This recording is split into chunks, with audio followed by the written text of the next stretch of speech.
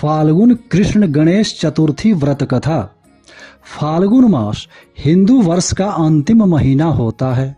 फाल्गुन कृष्ण की चतुर्थी तिथि को बहुत ही शुभ माना जाता है। भगवान श्री गणेश इस दिन पूजन, व्रत एवं कथा से विशेष प्रसन्न होते हैं।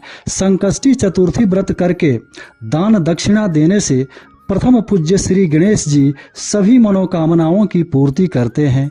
गणेश जी जन्म मृत्यु के बंधन को नष्ट कर अंत में अपने दिव्य लोक में स्थान देते हैं।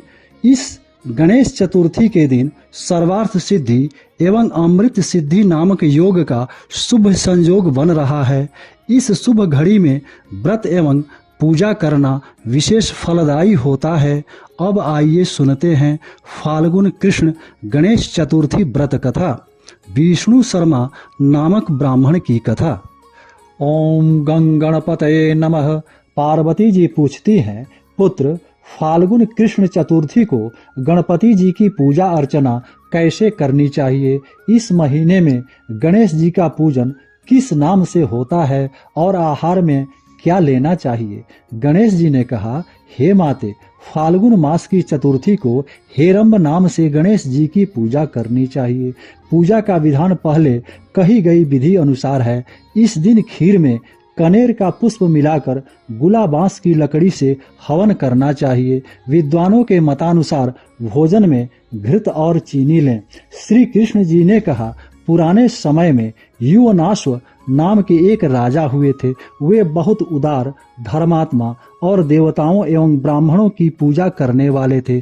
उनके राज्य में विष्णु शर्मा नाम के एक विद्वान ब्राह्मण रहते थे। वे वेदों के ज्ञाता तथा धर्मशास्त्र का अनुसरण करने वाले थे। उनके 7 पुत्र हुए। वे सब धनी थे, लेकिन आपसी मनमुटाव की वजह से वे सब अलग रहने लगे। उनके पिता हर एक पुत्र के घर क्रमशः एक एक दिन भोजन करने जाते थे। धीरे धीरे वह वृद्ध होकर दुर्बल हो गए। वे अपनी पुत्र वधुओं द्वारा अपमानित होकर रोते रहते थे। एक बार विष्णु शर्मा गणेश चतुर्थी का व्रत रखकर अपनी बड़ी पुत्र वधु के घर पहुँचे। उन्होंने कहा, बहू, आज मैंने गणेश जी का व्रत किया है, तुम पूजन का सामान इकट्ठा कर दो। गणेश जी खुश होकर बहुत धन देंगे। यह सुनकर बहू कठोर वाणी में बोली, ससुर जी, मुझे घर के कार्यों से ही फुर्सत नहीं मिलती। मेरे पास फिजूल के कामों में पड़ने का वक्त नहीं है। आप हमेशा ही कुछ न कुछ काम बताते रहते हैं। आज गणेश जी का व्रत करने को कह दिया। मैं गणेश जी का व्रत नहीं जानती और न ही आपके गणेश जी को। आप यहाँ से चले जाइए। बहू की डांट फटकार सुनकर वह 6 बहुओं के घर बारी बारी गए, परंतु सभी ने डांट फटकार कर उन्हें भगा दिया। सभी जगह से अनादर पाकर वह ब्राह्मण बहुत ही दुखी हुए। अंत में वह छोटी बहू के घर जा बैठे। छोटी बहू बहुत निर्धन थी। वह सकुचाते हुए बोले, बहू रानी, अब मैं कहाँ जाऊं? सब बहुओं ने मुझे झिड़क दिया। तेरे पास तो व्रत के सामान को इकट्ठा करने का कोई साधन नहीं दिख रहा। मैं स्वयं भी बहुत वृद्ध हो गया हूँ।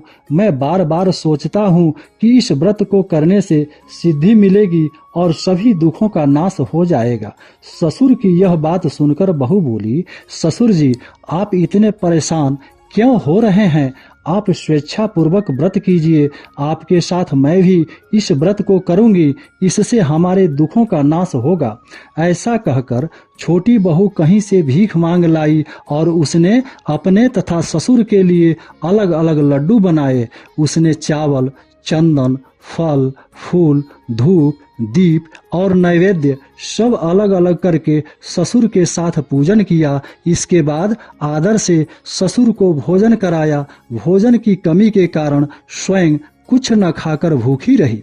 आधी रात के बाद ससुर को उल्टी दस्त होने लगे, जिससे उनके दोनों पैर गंदे हो गए। उसने ससुर के पैर धुलवाए और शरीर पोंछा। वह दुखी होने लगी कि मेरे कारण आपकी ऐसी दशा हुई। वह बोली, ससुर जी, रात्रि में अब मैं कहाँ जाऊं? मुझे कोई उपाय बतलाइए। सारी रात सेवा करने से अनजाने में उसका जागरण हो गया। जब सुबह हुई तो छोटी बहू क्या देखती है कि उसके घर में हीरे, मोती और मणियां बिखरी पड़ी थी और घर प्रकाशित हो रहा था। उसके ससुर के उल्टी दस्त भी अब बंद हो गए थे।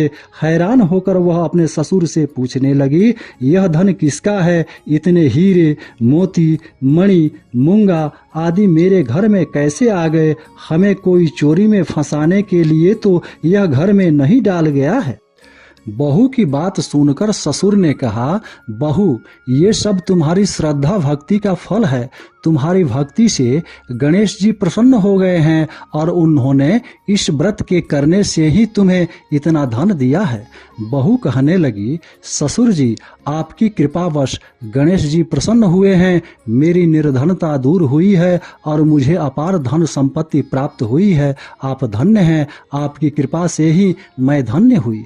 अब छोटी बहू के घर में अपार धन संपत्ति देखकर अन्य बहुएं बहुत क्रोधित हुई। वे कहने लगी, ससुर जी ने अपना सारा जमा किया हुआ धन छोटी बहू को दे दिया है। विष्णु शर्मा ने अपनी बहुओं से कहा, छोटी बहू को केवल इस व्रत के करने से ही गणेश जी ने प्रसन्न होकर कुबेर जैसी संपत्ति प्रदान की है। मैंने पहले तुम्हारे घर जाकर इस व्रत को करने के लिए कहा था, परंतु तुमने मुझे झिड़क दिया। छोटी बहू ने भीख मांगकर इस व्रत को किया। इस व्रत को करने से गणेश जी ने प्रसन्न होकर उसको अपार संपत्ति प्रदान की है। गणेश जी कहते हैं, हे माता, उस ब्राह्मण के 6 बेटे गरीब, रोगी और दुखी हो गए। सिर्फ छोटा बेटा ही धनवान बन गया। उन 6 बेटों बहुओं ने भी फाल्गुन कृष्ण चतुर्थी का व्रत करना शुरू किया और इस व्रत के फलस्वरूप वे सब भी धनवान बन गए। इसी तरह जो लोग इस व्रत को करेंगे वे भी धन धान्य से पूर्ण रहेंगे। श्री कृष्ण जी कहते हैं, हे युधिष्ठिर, गणेश चतुर्थी के व्रत को करने से राज्य की इच्छा वाले को राज्य प्राप्त होता है। अतः हे राजन, आप भी इस व्रत को करें। इस व्रत के प्रभाव से आप कष्टों से मुक्ति पाकर राज्य का सुख भोगने लगेंगे। श्री कृष्ण जी से यह कथा सुनकर युधिष्ठिर अति प्रसन्न हुए और इस व्रत को करके गणेश जी की अनुकंपा से संपूर्ण राज्य के शासक हुए। जय श्री गणेश जी, जय चौथ माता।